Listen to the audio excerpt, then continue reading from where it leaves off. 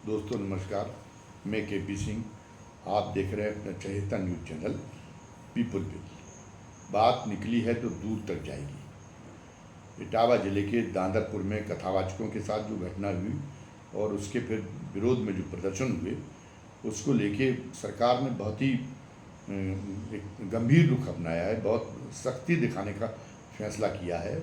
बड़ी कड़ाई के साथ में जिन्होंने ये जुर्रत की थी उसका विरोध करने की, वो उनका बहुत कड़ाई के साथ दमन करने का फैसला किया। ये कहा, ये क्या है, दोनों पहले तो ये था कि पहले तो पुलिस ने इस मामले में जब ये वीडियो प्रसारित हुआ, निश्चित रूप से कथावाचकों के साथ जो व्यवहार किया गया वो बहुत ही पाशविक व्यवहार था, बहुत ही अमानुषिक व्यवहार था। और संविधान में जो प्रत्येक व्यक्ति को जो मानवीय गरिमा का, यहाँ तक कि अपराधी की भी को भी मानवीय गरिमा के साथ बसर करने का की गारंटी दी हुई है हमारे संविधान में, तो मानवीय गरिमा के साथ उससे ज़्यादा कोई खिलवाड़ हो नहीं सकता था। बहुत घिनौनी घटना थी। आपने उनके बाल मुड़ दिए, चोटी काट दी, आपने पता चला मारा पीटा, तो वो तो एक साधारण बात है, लेकिन बाल बाल वो कितना अपमानित करने वाला है, उसका कितना कितना एक बुरा असर पड़ता है किसी के उस पर मानस पे, किसी का मनोविज्ञान कितना ज़्यादा जो है उसमें, तो इतने अपमान में तो एक आदमी आत्महत्या भी कर सकता है, लेकिन फिर भी ख्याल नहीं किया गया। नाक रगड़वाई गई ज़मीन में। और जो है अब ये तो हालांकि इसे इनकार किया जा रहा है, लेकिन तमाम लोग कह रहे हैं कि नहीं, बात सही है कि उनके ऊपर मानव मूत्र का छिड़काव भी किया गया। तो ये एक इंतहा थी इस अमानुषिकता की, और होना तो ये चाहिए था कि इस अमानुषिकता को करने वालों पर बहुत ज़्यादा कड़ी कार्रवाई होती। जो कार्रवाई आप इन पे कर रहे हैं, इसके विरोध में जो लोगों ने प्रदर्शन किया उन पर आप कर रहे हैं रासुका लगाने की, उनकी संपत्ति को करने की और उन पर बहुत गंभीर धारा लगाने की, वो कार्रवाई पहले उन पे होना चाहिए था, ताकि फिर भविष्य में किसी ऐसी कहीं कोई घटना ना हो। क्योंकि ये पूरे देश को शर्मसार करने वाली घटना थी, जिसमें ये पूरे एक मैसेज दिया कि इस देश में जाति के आधार पर ऐसी व्यवस्थाएं चल रही हैं और उसमें जो है ऐसा इस तरीके के व्यवहार की जो है पराकाष्ठा कर दी जाती है। अतीत में जब ये शुरू हुआ जब सामाजिक एक तरह से उपनिवेशवाद का दौर शुरू हुआ होगा, उस समय पे जो ये था कि ताज़ा भोजन, जो तमाम सारी हमारी जो संहिताएं उनमें लिखा हुआ है कि शूद्र है उसको ताज़ा भोजन नहीं, उसको ताज़ा भोजन करने का भी अधिकार नहीं होगा। अगर वो मांसाहारी है तो फिर वो जो है वो ताज़ा कटे हुए पशु का मांस नहीं खा सकता, पक्षी का मांस नहीं खा सकता। उसको बासी भोजन, चाहे मांसाहारी हो या शाकाहारी हो, वो वही जो है वो उसको खाने पर संतोष करना पड़ेगा, भले ही उसमें संक्रमण हो गया हो, भले ही वो जो है उसकी वजह से वो बीमारियों का शिकार हो जाए और मौत के मुहाने में पहुंच जाए, लेकिन वो अच्छे कपड़े नहीं पहन सकता। वो जो है वो पता चला कि वो अपनी जो समाज का सामंती वर्ग है, जो जो जो जो एक तरह से श्रेष्ठी वर्ग करार दिया गया था, मतलब सवर्ण समाज, उनके सामने अपने चप्पल या जूते पहन के नहीं निकल सकता, उनके सामने बैठ नहीं सकता, खड़े होके उनके सामने बात करनी पड़ेगी। उनके जो है स्कूलों में उनके बच्चों के साथ में शिक्षा नहीं प्राप्त कर सकता।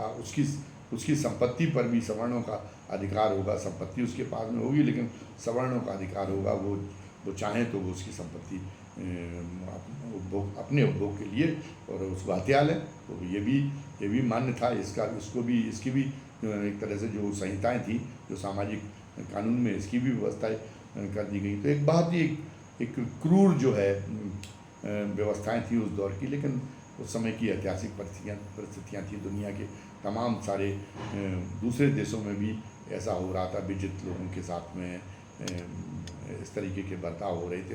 और कारणों से जो जिनको ये था कि जिनको जो है जो कुछ लोग जो उनके विरोधी जो जिनके हाथ में सत्ता की कमान आ जाती थी, वो ऐसी व्यवस्थाएं बनाते थे। तो वहाँ पे भी होता था। अमेरिका में भी ये हुआ कि जो वहाँ के मूल नागरिक थे, जब गोरों ने वहाँ पे हथिया लिया तो उन्होंने उन मूल नागरिकों के साथ में भी इसी तरीके के पाशविक व्यवहार किए। लेकिन आज दुनिया बदल चुकी है। आज जो है एक सभ्य समाज के जो व्यवहार हैं वो एक उसके वैश्विक मानक निर्धारित कर दिए गए। आपका धर्म का है, आपकी आस्था का है, उससे कोई मतलब नहीं है। अगर वो जो वैश्विक मानक है, अगर उनके विरुद्ध आप किसी तरीके के आचरण की, आपको इस आधार पर अधिकार नहीं दिया जा सकता कि नहीं मेरे तो जो है, मेरे तो धर्म में ये कहा गया कि नहीं, हम तो जो हमारे यहाँ पे जो नीचे वाला समाज है, जो हमारे द्वारा शासित समाज है, हम उनके साथ में इस तरह का व्यवहार करें, उनको अच्छा कपड़ा न पहनने दें, उनको संपत्ति का अधिकारी न बनने दें, उनको शिक्षा का अधिकार न मिलने दें। तो ये आज संभव नहीं है।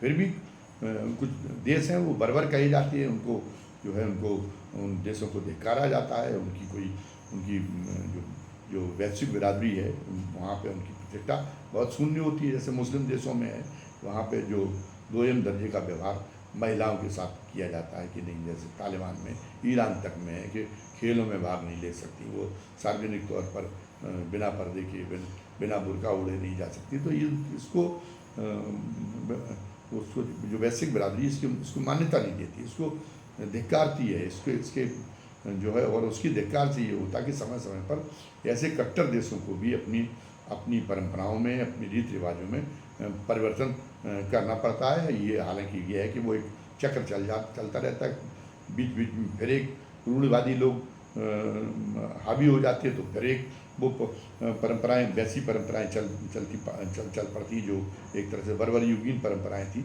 लेकिन उन आज बर्बर युगीन परंपराओं के लिए जो है वो उसको आज जो सभ्यता के वैश्विक प्रतिमान हैं वो उसको कभी स्वीकार नहीं करते, कभी मान्यता नहीं देते और उसके लिए धिक्कारने का काम होता है। भारत इस बीच में आज़ादी के बाद में भारत ने इस मामले में अपने आप को सभ्य समाज के प्रतिमानों के अनुरूप ढालने के लिए, बल्कि उन प्रतिमानों की जो अपेक्षाएं उनका शिखर तक छूने के लिए भारत में व्यवस्थाएं बनाई गई और उसकी पैरवी की गई। और ऐसा नहीं कि उसकी उन लोगों की तरफ से उसकी कोशिश की गई हो, शोषित समाज की तरफ से, वंचित समाज की या फिर उत्पीड़ित समाज की तरफ से वो वही हो, कोई उत्पीड़ित समाज के हाथ में सत्ता आ गई हो, ये नहीं हुआ। भारत में एक अच्छा काम हुआ कि जैसे सामाजिक व्यवस्था में ब्राह्मण शीर्ष पर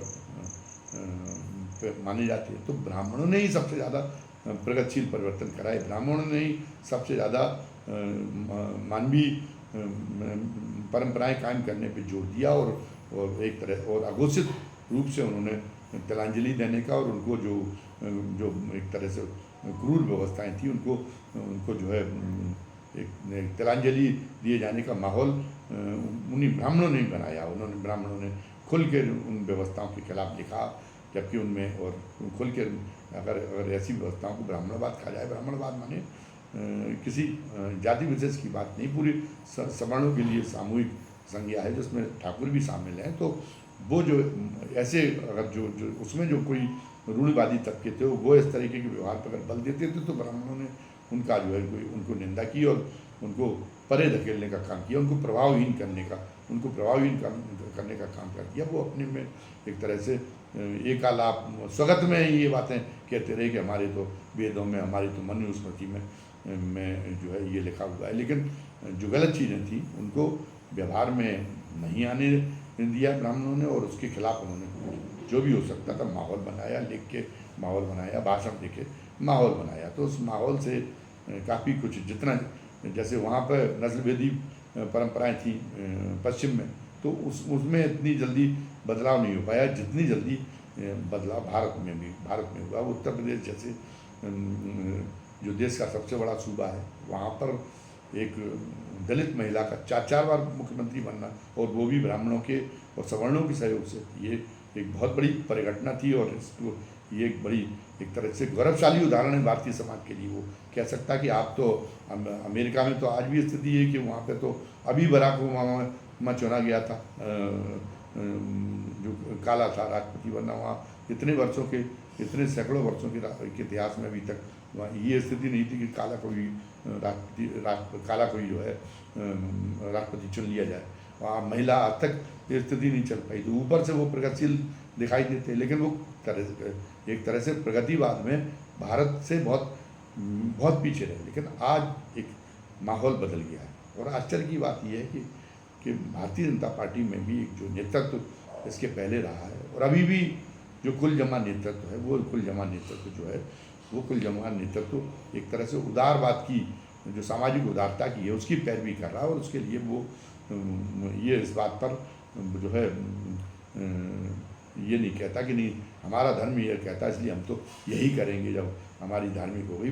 मोहन भागवत जी जो संघ प्रमुख हैं, उन्होंने तो कई बार कहा कि जाति व्यवस्था तो अप्रासंगिक हो गई, अब जाति व्यवस्था खत्म होनी चाहिए। तो जाति व्यवस्था खत्म होनी चाहिए तो उसमें ये हो गया कि धार्मिक प्रवचन, धार्मिक वेद, धार्मिक ग्रंथ, वेद कौन पढ़ेगा कौन नहीं पढ़ेगा, ये जाति के आधार पर ये तय नहीं किया जाएगा। ये बात अपने आप इसमें इंक्लूड है जब वो मोहन भागवत कहते हैं।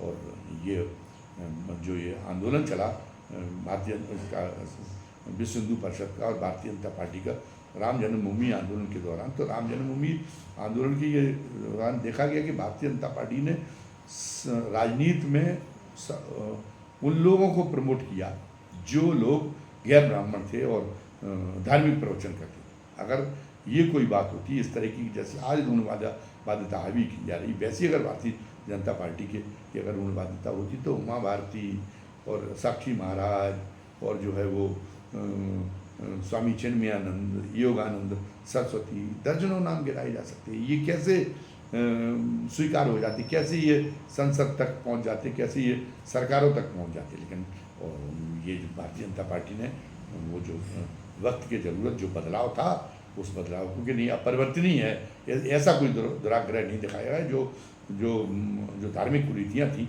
उनको लेके कि नहीं उसके लिए उनको बनाए रखने का कोई दुराग्रह नहीं दिखाया, बल्कि उसमें परिवर्तन किया। और ये जो गैर ब्राह्मण संत थे जिनको भारतीय जनता पार्टी उस पर लाई, अग्रिम पंक्ति पर लाई, उनको जो चेहरा बनाया, उसी की वजह से यह है कि भारतीय जनता पार्टी का सामाजिक क्षेत्र में इतना ज़्यादा विस्तार हुआ। पिछड़ों में पता चला कि जो पिछड़ावादी पार्टियां थी उनसे ज़्यादा पिछड़ों में पेट बनाने में शामिल हुई। दलितों के भी एक बड़े वर्ग को आपने शामिल किया। तो भारतीय जनता पार्टी के रणनीतिकारों को ये अपनी ये लाइन ध्यान रखनी चाहिए कि आज हम जो सत्ता सुख हासिल करने का, आज हम जो है इतना अपना सत्ता का इतना बड़ा जो साम्राज्य खड़ा करने का जो सफल हुई, उसके पीछे ये जो परिवर्तन है, ये जो हमारा परिवर्तनवादी रुख है, वो परिवर्तनवादी रुख को उसको श्रेय दिया जाना चाहिए। हमारे लोगों को बहुत बुद्धिजीवी थे, भले ही संघ के जो है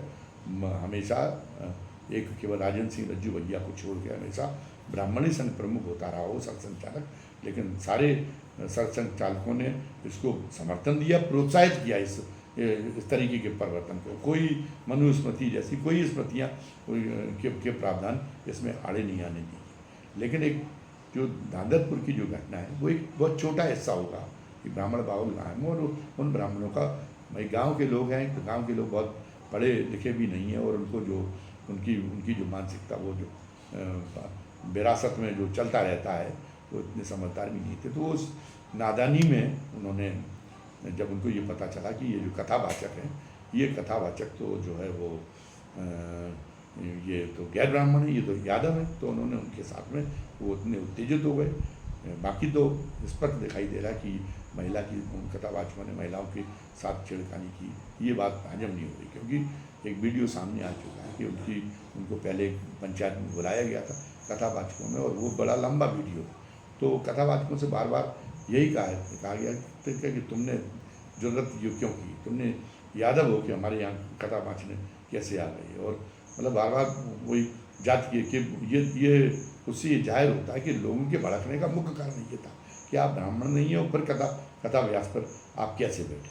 तो शुरुआत इसी से हुई, और इसके बाद में उन्होंने जो है ये वो उनके साथ में वो घटना घटी जो पूरे देश के लिए शर्म का विषय बन गई। तो अब उसके बाद में कुछ एक छोटा सा तबका, सारे ब्राह्मण नहीं, ब्राह्मण तो अधिकांश ब्राह्मणों में बुद्धिजीवी कौन है, और वो समय के साथ चलना जानते हैं, और देश और समाज के हित के प्रति इस कौम में बड़ी अच्छी भावना है। वरना आज़ादी की जो लड़ाई हुई थी उसमें देखिए सबसे ज़्यादा जेल जाने वाले, सबसे ज़्यादा अंग्रेज़ों से बहुत निर्भयता से मुकाबला करने वाले वो जो फ्रंट फुट पे थे वो ब्राह्मण ही रहे थे। लोकमान्य तिलक ने सबसे पहले जो है एक अंग्रेज सरकार के खिलाफ लेख लिखा था, तो लेख लिखने की वजह से पहली बार कोई जेल में गया अंग्रेजी शासन में, वो लोकमान्य तिलक थे और वो ब्राह्मण थे। तो उनकी निर्भीकता भी बड़ी प्रशंसनीय थी। उनका इतना इतना तेज था कि वो अंग्रेज अफसरों से बाकी कौमें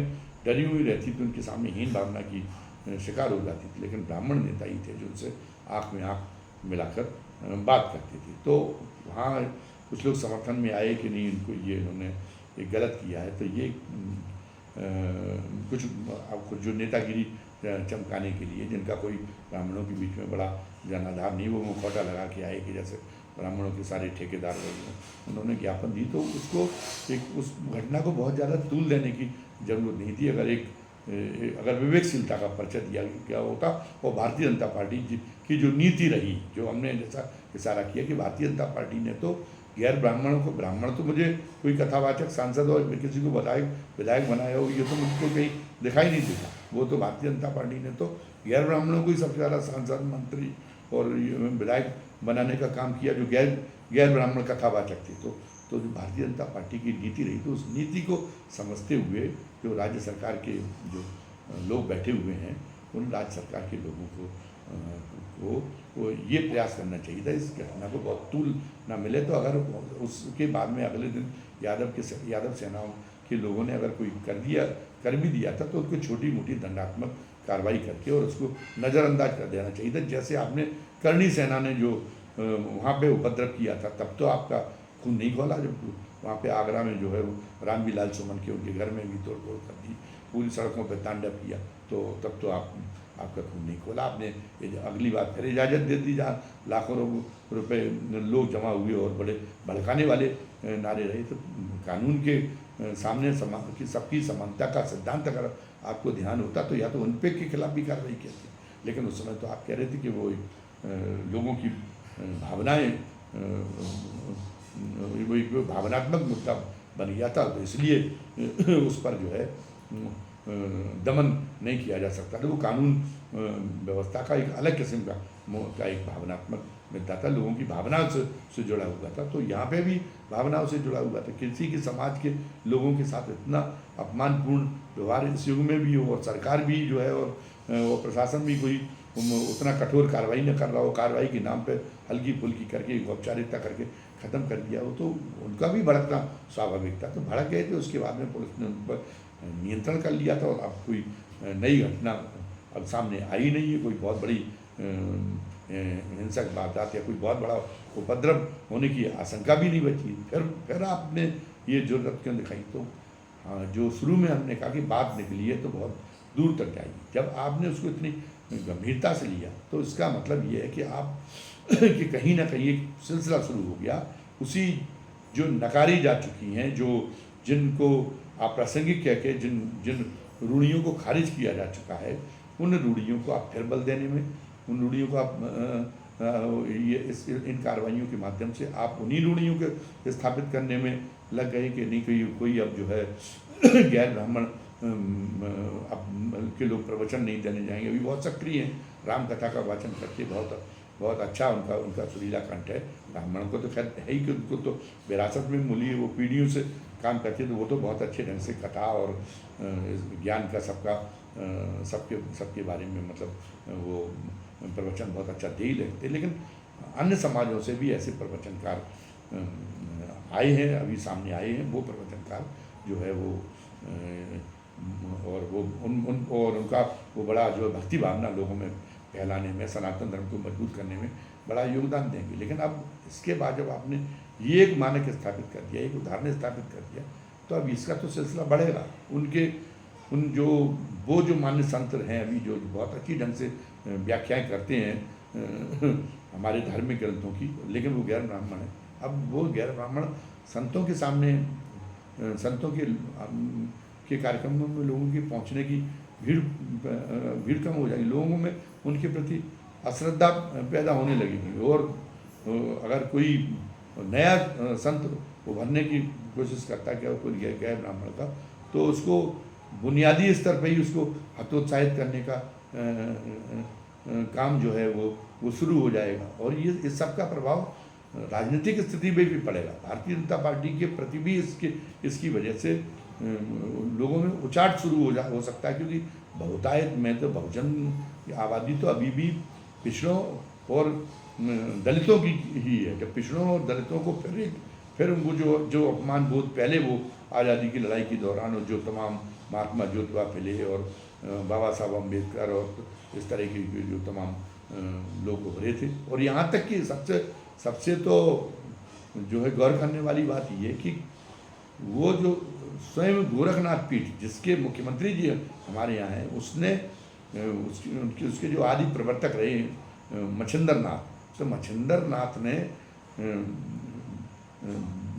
वेदों को केवल वही वेदों का तिरस्कार तो नहीं किया, वेदों की कोई निंदा तो नहीं की, वेदों को गलत तो नहीं बताया, लेकिन उन्होंने वेदों से एक अलग रास्ता अपनाया। और तो जैसे जब बहस होती है तो ये कहा जाता है कि वर्ण व्यवस्था, अभी भी शंकराचार्य कह रहे, अभी जो अब स्वरानंद रवि पहले कह चुके कि वर्ण व्यवस्था तो अनिवार्य है, तो लेकिन उन्होंने गोरखनाथ जी में इसमें परिवर्तन किया। उन्होंने वेद की जगह उन्होंने कहा कि वेद से केवल मुक्ति नहीं होगी, वेद से जो है पापों का हरण नहीं होगा, ज्ञान से होगा। तो उन्होंने साधना और तप पे, इन सारी योग पे, इन क्रियाओं पे जोर किया। तो वो एक तरह से समानांतर तौर पर वेद से ज़्यादा बड़ी स्थिति एक नए किस्म की जो धार्मिक आचरण को खड़ा करने की थी।